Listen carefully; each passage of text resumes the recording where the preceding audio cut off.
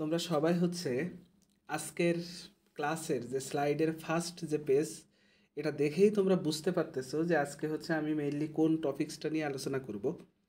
সাধারণত আমাদের অ্যাডমিশনের এই জারণ সংখ্যা বের করা থেকে একটা কোশ্চেন সবসময় আসে, এক দুইটা কোশ্চেন সবসময়ই হচ্ছে আমরা পাবো যে কোনো ইউনিভার্সিটিতে। কিন্তু এখানে একটা সমস্যা হচ্ছে কি, গতানুগতিকভাবে আমরা যে জারণ সংখ্যাটা বের করি এর বাইরে কিছু জারণ সংখ্যা আছে যে জিনিসগুলোকে আমরা ব্যতিক্রম হিসাবে চালাই দিই।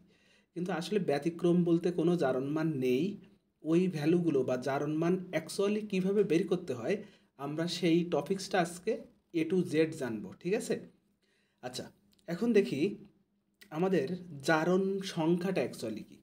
দেখো, জারণ সংখ্যাটা নিয়ে যদি কথা বলি তাহলে জারণ সংখ্যাটা হচ্ছে যৌগ গঠনকালে, দেখো এখানে জারণ সংখ্যাটা নিয়ে যদি আমরা কথা বলি তাহলে জারণ সংখ্যাটা হচ্ছে যৌগ গঠনের সময় কোনো মৌল যত সংখ্যক ইলেকট্রন বর্জন করে ধনাত্মক আয়নে পরিণত হয় বা উৎপন্ন করে, বা যত সংখ্যক ইলেকট্রন গ্রহণ করে ঋণাত্মক আয়ন উৎপন্ন করে তাকে মৌলের জারণ সংখ্যা বলে।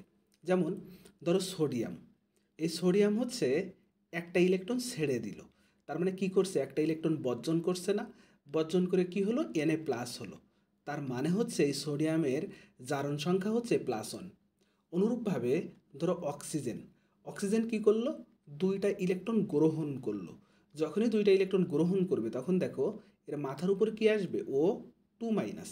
তাহলে যেহেতু অক্সিজেন দুইটা ইলেকট্রন গ্রহণ করছে তার মানে হচ্ছে এর জারণ মান -2। তাহলে আমরা সংক্ষেপে বা ইজিলি বুঝতে পারি যে জারণ মানটা হচ্ছে একটা পরমাণু রাসায়নিক বিক্রিয়া গঠনকালে যত সংখ্যক ইলেকট্রন দান করবে অথবা যত সংখ্যক ইলেকট্রন গ্রহণ করবে এই সংখ্যাটাই হচ্ছে তার জারণ সংখ্যা বা জারণ মান। এখন দেখো সর্বোচ্চ জারণ মান কত। সর্বোচ্চ জারণটা হচ্ছে কোনো পরমাণুর যোজ্যতায় ইলেকট্রনই হচ্ছে সর্বোচ্চ জারণ মান। আমি এই কনসেপ্টটা তোমাদের একটু ক্লিয়ার করি। ধরো তোমাকে একটা কম্পাউন্ড দেয়া হলো Cl2O7।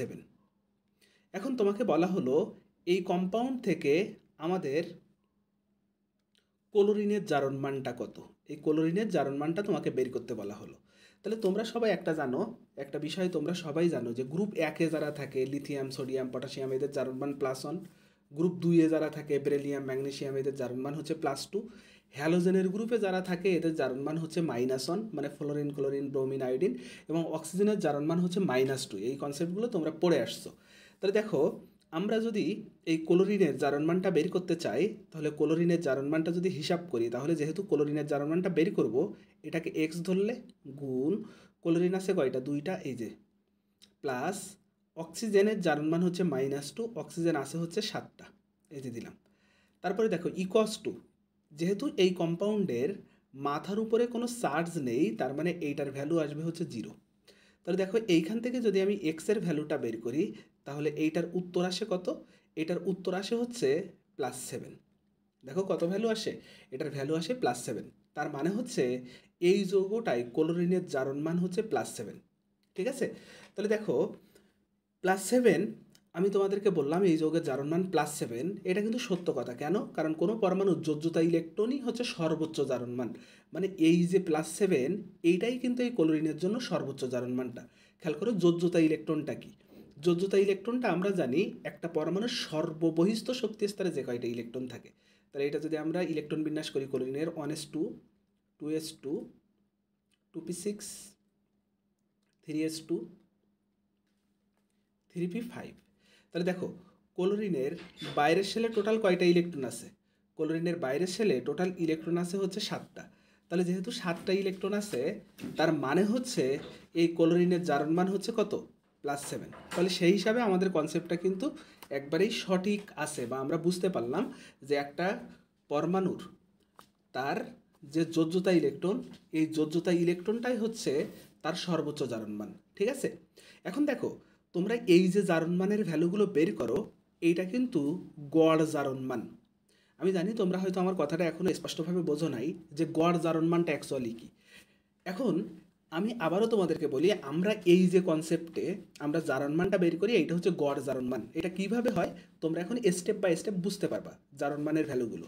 দেখো আমরা যদি এই যৌগটার দিকে খেয়াল করি তাহলে এইখান থেকে যদি আমাকে বলা হয় যে এইখান থেকে ক্লোরিনের জারণ সংখ্যা যথাক্রমে, তার মানে ক্লোরিনের জারণ সংখ্যা যদি তোমার বের করতে বলা হয়, তোমরা যে কাজটা করবা, এই কম্পাউন্ডটাকে তোমরা এইভাবে চিন্তা করবা, সিএ ও, যেহেতু ক্লোরিন দুইটা আছে, এই যে Cl2।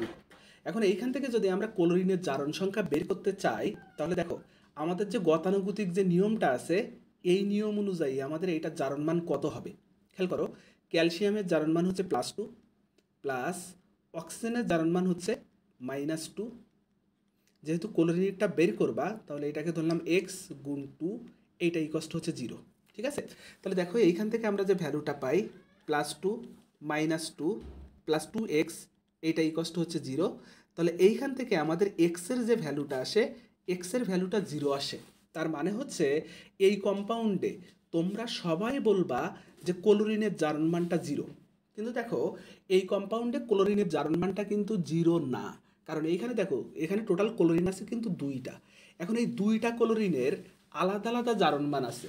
যখন এই আলাদা আলাদা জারণ মান থাকবে, এই 2টা জারণ মানকে যখন আমরা গড় করব, ওই গড় করার পরে যে ভ্যালুটা আসবে সেইটাই হবে হচ্ছে 0। খেয়াল করো, এখানে বলছে যে ক্লোরিনের জারণ সংখ্যা যথাক্রমে। তাহলে ধরো তোমার ক নাম্বারে অপশান দেওয়া হলো 0 0, যেটা তোমরা দেখেই অ্যান্সার করবা। খ নাম্বারে দেওয়া হলো ধরো +1 -1, এরকমভাবে তোমার ভ্যালুগুলো দেওয়া থাকবে। এখন আমরা ইজি ওয়েতে বোঝার চেষ্টা করি যে জারণ মানটা অ্যাকচুয়ালি কী।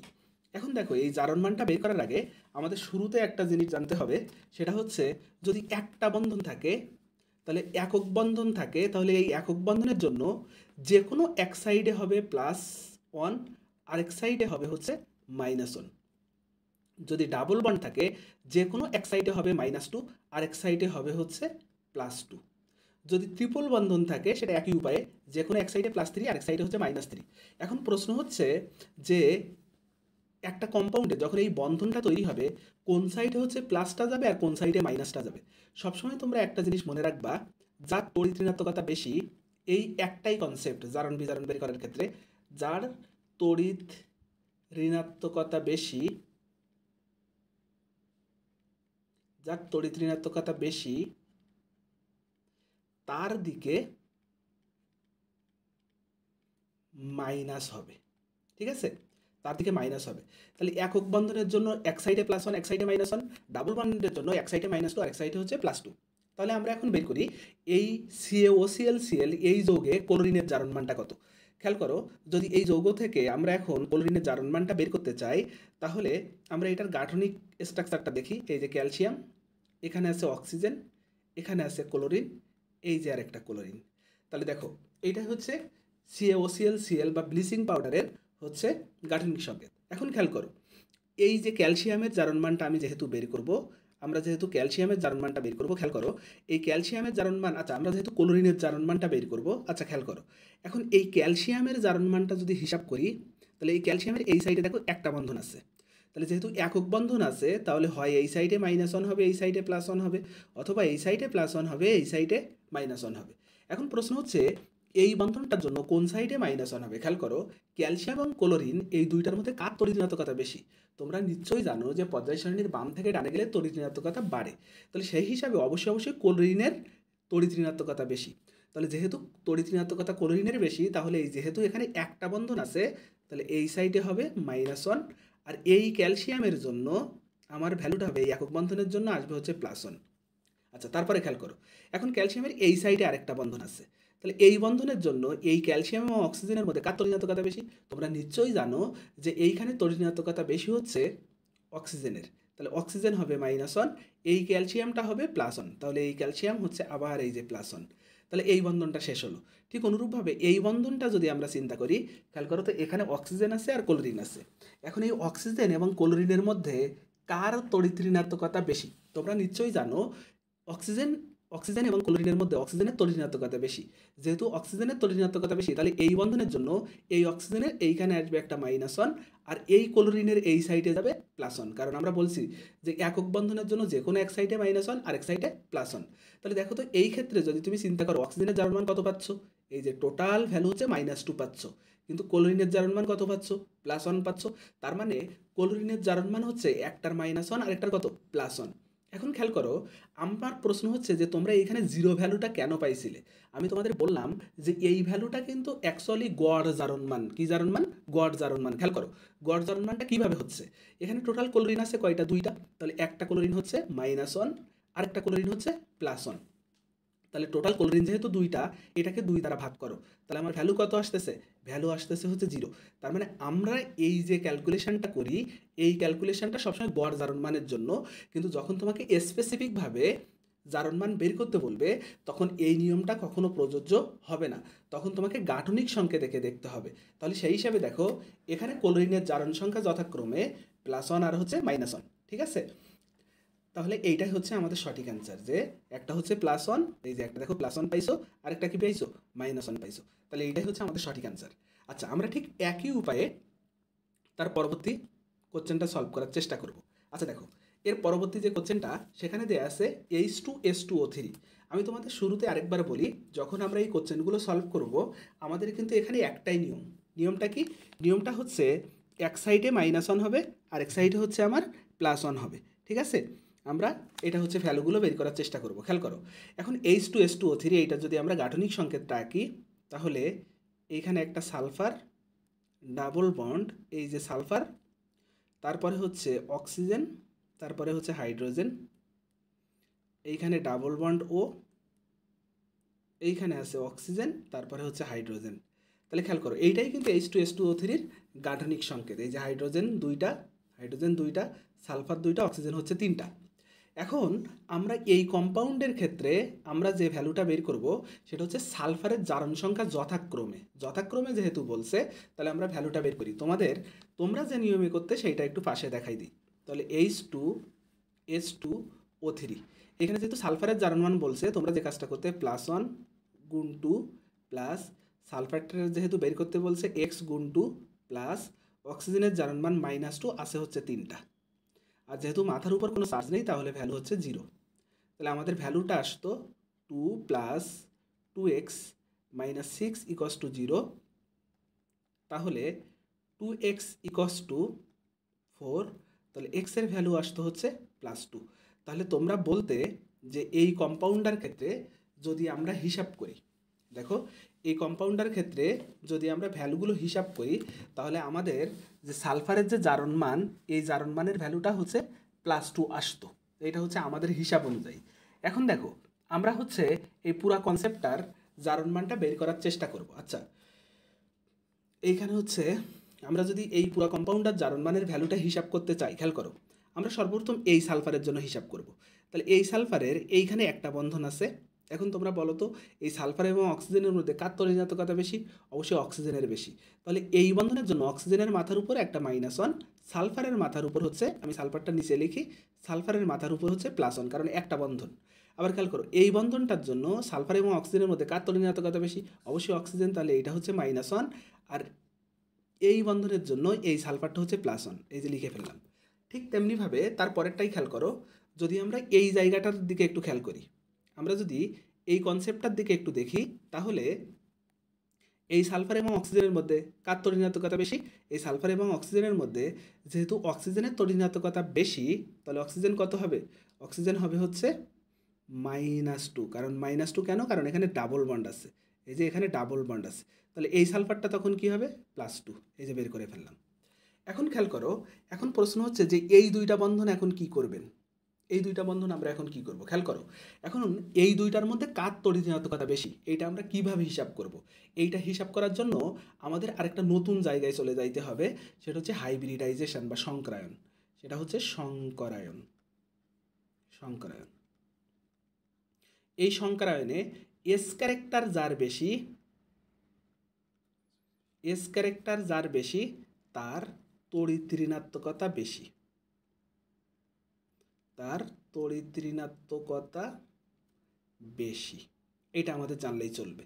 তাহলে সেই ক্ষেত্রে খেয়াল করো, যদি এসপি হাইব্রিডাইজেশন হয়, এর এস ক্যারেক্টার কত পার্সেন্ট? 50%। তার কারণ আমরা জানি যে দুইটা মিলে তো 100%, তাহলে একটা এস একটা বি, 2 দ্বারা ভাগ করলে আসে হচ্ছে 50-50 পাই। ঠিক তেমনিভাবে যদি SP2 চিন্তা করি, এখানে এস ক্যারেক্টার আছে 33%। কীভাবে? কারণ টোটাল মিলে 100, তাহলে 3 দ্বারা ভাগ করলে এক একজন পাই হচ্ছে 33। ঠিক আছে? ঠিক তেমনিভাবে যদি আমরা SP3 হিসাব করি, তাহলে এইখানে এস ক্যারেক্টার আসে 25%। তাহলে আমরা এইখান থেকে বুঝে গেলাম যে সব থেকে তড়িৎ-ঋণাত্মকতা বেশি হবে যার sp হাইব্রিডাইজেশন হবে, তারপরে sp2, তারপরে হচ্ছে sp3। এখন এই দুইটা সালফারের মধ্যে আমরা এখন যে জিনিসটা কম্পেয়ার করব সেটা হচ্ছে এই দুইটা সালফারের মধ্যে কার তড়িৎ-ঋণাত্মকতা বেশি, আমরা এই ভ্যালুটা এখন বের করার চেষ্টা করব। খেয়াল করো, তাহলে আমরা এই দুইটার যদি আমরা তড়িৎ-ঋণাত্মকতার ভ্যালুটা বের করার চেষ্টা করি, তাহলে সেই ক্ষেত্রে আমাদের হাইব্রিডাইজেশনটা দেখতে হবে। খেয়াল করো তো, সালফারের বাইরের শেলে কয়টা ইলেকট্রন থাকে? 6টা। এই যে 1টা 2টা 3টা 4টা 5টা 6টা। তাহলে সব কয়টা যেহেতু বন্ধনে অংশগ্রহণ করছে, তার মানে এর কোনো মুক্ত জোড় ইলেকট্রন নেই। তাহলে যেহেতু মুক্ত জোড় ইলেকট্রন নেই, আমরা এখন যে কাজটা করব সেটা হচ্ছে, আমরা জানি যে সংকরায়ন মানে কি? সংকরায়ন মানে হচ্ছে সিগমা বন্ধন প্লাস মুক্ত জোড় ইলেকট্রন। এইটাই হচ্ছে সংকরায়ন, সিগমা বন্ধন প্লাস মুক্ত জোড় ইলেকট্রন।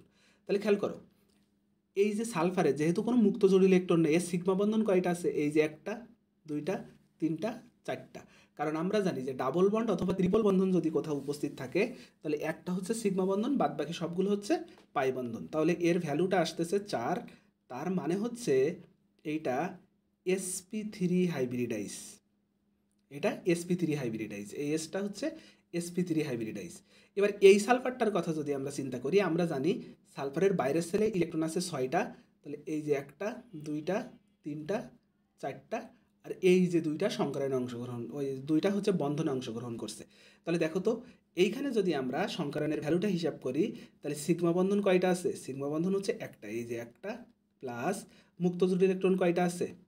1টা 2টা, মুক্ত জোড় ইলেকট্রন আছে 2টা। তাহলে টোটাল ভ্যালু হচ্ছে 3। তার মানে হচ্ছে ওই সালফারটা sp2 হাইব্রিডাইজ। তাহলে যেহেতু এই সালফারের sp2 হাইব্রিডাইজ, তার মানে হচ্ছে এর এস ক্যারেক্টার বেশি। এই যে দেখো, এর এস ক্যারেক্টার বেশি। আরেকটা কি? sp3। তাহলে যেহেতু এর এস ক্যারেক্টার বেশি, তার মানে হচ্ছে এইটা অধিক তড়িৎ-ঋণাত্মক মৌল। তাহলে যেহেতু এইটা অধিক তড়িৎ-ঋণাত্মক মৌল, তার মানে হচ্ছে এই যে বন্ধনটা আছে, এই বন্ধনের যেহেতু 2টা বন্ধন আছে, তাহলে এসের ক্ষেত্রে যাবে হচ্ছে -2, আর এই সালফারের এইখানে যুক্ত হবে হচ্ছে +2। তাহলে দেখো, টোটাল এই সালফারের জারণ মান কত আসতেছে? 1 2 আর 2 4 আর 2 6। তাহলে এই সালফারের জারণ মান হচ্ছে 6, কিন্তু এই সালফারের জারণ মান কত? -2। তাহলে দেখো, এখানে সালফারের জারণ সংখ্যা যথাক্রমে একটা হচ্ছে -2 আর একটা হচ্ছে +6। এখন দেখো, প্রশ্ন হচ্ছে যে ভাই তাইলে এইভাবে +2 কীভাবে আসলো? খেয়াল করো, আমরা তো বলছি যে এই জারণ মানটা হচ্ছে গড় জারণ মান। তাহলে যেহেতু 2টা সালফার আছে, একটা সালফার পাইছো -2, আরেকটা সালফারের ক্ষেত্রে পাইছো হচ্ছে +6। তাহলে যেহেতু 2টা, তাহলে ভাগ 2, তাহলে ভ্যালু আসে +4 ভাগ 2। তাহলে আমার ভ্যালু আসে হচ্ছে +2। তাহলে এই জন্য তোমরা কিন্তু এটার ভ্যালু পাইছো হচ্ছে +2। ঠিক তেমনিভাবে আমরা যদি তার পরবর্তী কোশ্চেনটা অ্যান্সার করার চেষ্টা করি, দেখো CrO5। আমরা যদি এই ক্রোমিয়ামের জারণ মানটা বের করতে চাই, তাহলে কিভাবে বের করবা? খেয়াল করো, আমরা এটার একটু গাঠনিক সংকেতটা দেখি। এই যে ক্রোমিয়াম, এই যে অক্সিজেন, এইখানে একটা অক্সিজেন, এইখানে একটা অক্সিজেন, এটা হচ্ছে প্রজাপতির মতো দেখতে। এইখানে একটা অক্সিজেন, এইখানে একটা অক্সিজেন, এই যে দেখো CrO5। এখন তোমরা দেখো, এইটা ক্রোমিয়ামের জারণ মান তোমরা ইজিলি বের করতে পারবা। ক্রোমিয়াম এবং অক্সিজেনের মধ্যে কার তড়িৎ-ঋণাত্মকতা বেশি? এটা তো তোমরা সবাই জানো, অক্সিজেনের তড়িৎ-ঋণাত্মকতা বেশি। তাহলে অক্সিজেনটা হচ্ছে -2, তাহলে এই ক্রোমিয়ামটা হবে হচ্ছে +2। তারপরে খেয়াল করো, এখন তাহলে এই 2টা বন্ধনের কাজ শেষ। এবার এই বন্ধনটা নিয়ে যদি কাজ করি, তাহলে ক্রোমিয়াম আর অক্সিজেনের মধ্যে অক্সিজেনের তড়িৎ-ঋণাত্মকতা বেশি, এইটা হচ্ছে -1, আর এই ক্রোমিয়ামটা হচ্ছে +1। মানে সবগুলো আমার যোগ করতে হবে। এটার জন্য যদি হিসাব করি, তাহলে অক্সিজেনটা হচ্ছে -1 আর এই ক্রোমিয়ামটা হচ্ছে +1। ঠিক অনুরূপভাবে যদি এইটার জন্য হিসাব করি, এটা +1 আর অক্সিজেনটা হচ্ছে -1। এইটার জন্য যদি হিসাব করি, এটা হচ্ছে -1, এটা হচ্ছে +1। তাহলে দেখো, আমার টোটাল ভ্যালু কত আসতেছে? 2 3 4 5 6। তাহলে দেখো, এইখানে কিন্তু ক্রোমিয়ামের জারণ মান +6। তোমরা হয়তো বলতে যে ক্রোমিয়ামের জারণ মান হচ্ছে আমার +10। এটা কিন্তু কখনোই না, এটা কিন্তু সঠিক অ্যান্সার না। এটা সঠিক অ্যান্সার হচ্ছে +6। এখন প্রশ্ন হইতে পারে যে ভাই তাইলে এখানে এই অক্সিজেনগুলোর জারণ মান কত? একটু বের করে দেন। খেয়াল করো, আমরা তো জানি যে অক্সিজেনের বাইরের সেলে কয়টা ইলেকট্রন থাকে? 6টা। তাহলে 6টার মধ্যে আমার 2টা বন্ধনে চলে গেছে, তাহলে আর মুক্ত জোড় ইলেকট্রন আছে 2টা। প্রত্যেকটা অক্সিজেনেরও সেম মুক্ত জোড় ইলেকট্রন 2টা। তাহলে দেখো তো এই অক্সিজেনটা কি হাইব্রিডাইজেশন? তাহলে দেখো আমরা হাইব্রিডাইজেশন মানে জানি সিগমা বন্ধন প্লাস মুক্ত জোড় ইলেকট্রন। তাহলে দেখো এখানে সিগমা বন্ধন কয়টা আছে এই অক্সিজেনের? এইখানে একটা সিগমা বন্ধন, একটা সিগমা বন্ধন, তাহলে 2টা, প্লাস মুক্ত জোড় ইলেকট্রন কয়টা আছে? একটা, 2টা, তাহলে টোটাল ভ্যালু আছে 4। 4 মানে কি সংকরায়ন? sp3 সংকরায়ন। তাহলে দেখো এই অক্সিজেনটা sp3, এটাও sp3, এটাও sp3, এইটাও sp3। যেহেতু সবাই sp3, তার মানে এই বন্ধনের জন্য এক সাইডে কী হওয়ার কথা? -1, আরেক সাইডে +1 হওয়ার কথা ছিল না? কিন্তু হবে না, কারণ যেহেতু দুইটা সেম হাইব্রিডাইজ আর সেম মলিকুল, তার মানে সেম মৌল, তার মানে হচ্ছে এর জারণ মানটা হবে হচ্ছে 0। তার মানে এই বন্ধনের জন্য প্রত্যেকটা জারণ মান কত হবে? 0 হবে। তাহলে 0 দেয়া যা না দেয়া তাই। তোমরা মনে রাখবা, যখন তোমার সেম পরমাণু থাকবে এবং তাদের হাইব্রিডাইজেশন সেম হবে, তখন ওই বন্ধনের জন্য তাদের জারণ মানের ভ্যালু তোমাকে 0 কাউন্ট করতে হবে। আচ্ছা, আমরা তার পরবর্তী কম্পাউন্ডটা দেখার চেষ্টা করি কি আছে। এরপরের যেটা আছে সেটা হচ্ছে H2S2O8। H2S2O8। আমরা এখন H2S2O8 এইটার হচ্ছে গাঠনিক স্ট্রাকচারটা দেখার চেষ্টা করব। দেখো আমরা যদি এখন হিসাব করি, সালফার আছে 2টা, সালফার, একটা অক্সিজেন দিলাম, আর একটা অক্সিজেন দিলাম, আবার সালফার দিলাম। এখানে 2টা oxygen, O H, O H, তারপর হচ্ছে অক্সিজেন, অক্সিজেন। দেখো এখন আমরা খুব দ্রুত এটা করতে পারবো। খেয়াল করো, আমরা যদি এখন এই সালফারের জারণ মানটা বের করার চেষ্টা করি, তাহলে হচ্ছে আমাদের ভ্যালুটা কত আসে আমরা একটু দেখি যে আমাদের ভ্যালুটা কত আসে। দেখো এই সালফারটার কথা চিন্তা করো। তাহলে দেখো এই সালফারের এইখানে একটা বন্ধন আছে সালফারের সাথে অক্সিজেন, তাহলে একটা বন্ধন যেহেতু সালফারটা হবে +1, অক্সিজেনটা -1। অক্সিজেন যেহেতু আমরা হিসাব করবো না, ওটা বাদ। এবার এই যে ডাবল বন্ড আছে, তাহলে অক্সিজেনটা হবে -2, সালফারটা হবে +2। এই ডাবল বন্ডের জন্য যেহেতু অক্সিজেন তড়িৎ-ঋণাত্মক মৌল, অক্সিজেন হবে -2, সালফারটা হবে +2। ঠিক অনুরূপভাবে এই অক্সিজেনের জন্য যদি আমরা হিসাব করি, তাহলে দেখো এই বন্ধনের জন্য এইটা হবে -1, সালফারটা হবে +1। তাহলে আমার ভ্যালু কত আসতেছে? +6 আসতেছে। ঠিক অনুরূপভাবে যদি এই সালফারটাও চিন্তা করো, সেক্ষেত্রেও দেখো এটারও আসবে হচ্ছে, যেহেতু দুই সাইডে সেম, এইটা কিন্তু +6 আসবে। তাহলে দেখো এখানে সালফার দ্বয়ের জারণ সংখ্যা যথাক্রমে +6। ঠিক আছে, এখন প্রশ্ন হচ্ছে এই মধ্যবর্তী 2টা অক্সিজেনের জারণ মান কত? খেয়াল করো, এই বন্ধনের জন্য এইটা কি হয়েছিল? এইটা হচ্ছে +1 হয়েছিল, এইটা ছিল -1। এই বন্ধনের জন্য এইটা ছিল +1, এইটা ছিল -1। কিন্তু এই বন্ধনের জন্য তুমি কোনো ভ্যালু পাবা না। কেন পাবা না? তার কারণটা হচ্ছে আমরা যদি হিসাব করি, দেখো এখানে কিন্তু সেম হাইব্রিডাইজ। ঠিক আছে, যেহেতু এরা সেম হাইব্রিডাইজেশন, এদের মধ্যে দুইটাতেই হচ্ছে আমার sp3 হাইব্রিডাইজেশন ঘটতেছে, তার মানে হচ্ছে এই বন্ধনের জন্য আমি কোনো জারণ মান পাবো না। ঠিক আছে, তাহলে দেখো এইভাবে আমরা H2S2O8 এর ভ্যালুটাও বের করতে পারি। তার পরবর্তীতে যে কম্পাউন্ডটা আসে সেটা হচ্ছে Na2S4O6। আমরা এইখানে সালফারের জারণ মানগুলো আমরা এখন বের করার চেষ্টা করব। দেখো এখানে টোটাল সালফার আছে হচ্ছে 4টা। তাহলে যদি 4টা সালফার লিখি, 1 2 3 4, 4টা সালফার লেখার পরে দেখো যেহেতু সোডিয়াম আছে, তাহলে অক্সিজেন সাথে হচ্ছে Na, এই সালফারের অক্সিজেন, এইখানে হচ্ছে একটা Na। এখনো অক্সিজেন কয়টা বাকি আছে? এখনো অক্সিজেন বাকি হচ্ছে আমার 4টা, 1টা 2টা 3টা, এই যে 4টা, এই যে ভ্যালুগুলো দিলাম। এখন দেখো এই সালফারের যদি আমরা জারণ মানটা বের করি, তাহলে ভ্যালুটা কত আসে? এই সালফারের জারণ মানটা যদি আমরা বের করি, তাহলে আমাদের ভ্যালুটা আসবে, আমরা দেখো শুরুতে যে কাজটা করব সেটা হচ্ছে এই সালফারের জারণ মানটা বের করব। তাহলে এই সালফারের জারণ মানটা যদি বের করি, তাহলে দেখো এই যে ডাবল বন্ড আছে, আমরা জানি সালফার এবং অক্সিজেনের মধ্যে অক্সিজেনের তড়িৎ-ঋণাত্মকতা বেশি, সালফারের কম, তাহলে +2। এই বন্ধনের জন্য একই, +1 পাবে সালফার। এখানে যেহেতু ডাবল বন্ড, সালফার পাবে হচ্ছে +2। এখন এই বন্ধনের জন্য কি হবে, এটা হচ্ছে আমাদের একটু বোঝার দরকার, এটা আমাদেরকে জানতে হবে যে দুইটা সেম হাইব্রিডাইজ কিনা। যদি সেম হাইব্রিডাইজ হয় তাহলে এই বন্ধনের জন্য কিন্তু আমার কোনো ভ্যালু আসবে না, কারণ যেহেতু দুইটাই সালফার তাহলে হাইব্রিডাইজেশনটা হিসাব করি, এই সালফারের যদি হাইব্রিডাইজেশনটা হিসাব করি সিগমা বন্ধন প্লাস মুক্ত জোড় ইলেকট্রন, এইটাই জানি হচ্ছে আমরা হাইব্রিডাইজেশন।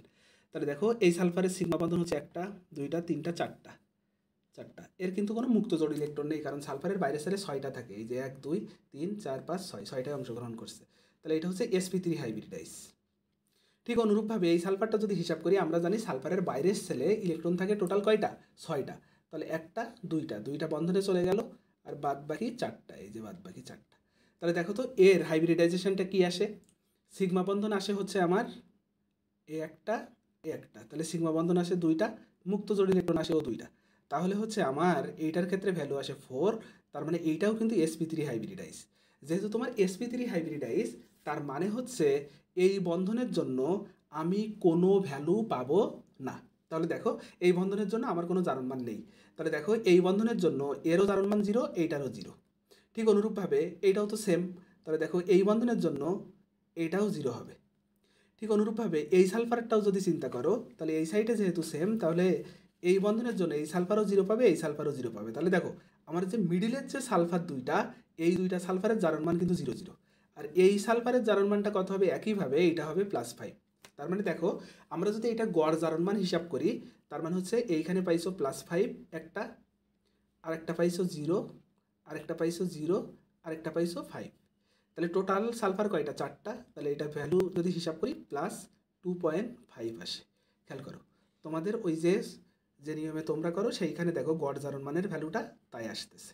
ঠিক আছে, সোডিয়াম হচ্ছে +1 গুণ 2, সালফারেরটা বের করবো x গুণ 4, প্লাস অক্সিজেন হচ্ছে -2, আসে হচ্ছে 4টা, যেহেতু মাথার উপর চার্জ নেই তাহলে 0, তাহলে এটার ভ্যালু আসে হচ্ছে 4x - 10 = হচ্ছে 0। তাহলে দেখো এখানে একটু ভুল হয়েছে, অক্সিজেন যেহেতু 6টা তাহলে 6, তার মানে ভ্যালু আসবে হচ্ছে 12। তাহলে দেখো এক্সের যে ভ্যালুটা সেটা যদি আমরা হিসাব করি তাহলে এখানে আসে 12, আর এইখান থেকে 2 বাদ দাও তাহলে ভ্যালু থাকে হচ্ছে 10। 12 থেকে যদি 2 বাদ দাও তাহলে ভ্যালু থাকে 10, তাহলে 4x = ভ্যালু আসে হচ্ছে 10, তাহলে এক্সের ভ্যালু কিন্তু ঠিকই তুমি +2.5 পাচ্ছ। ঠিক আছে, তাহলে দেখো এইভাবে হচ্ছে আমরা জারণমানগুলোকে ইজিলি হিসাব করতে পারি। আমরা যদি আরেকটা দেখি H2S28, ঠিক অনুরূপভাবে তোমরা এই জারণমানের ভ্যালুটা তোমরা বের করবা, তার কারণ হচ্ছে এর আগেরটা আমি তোমাদেরকে দেখাই দিছি।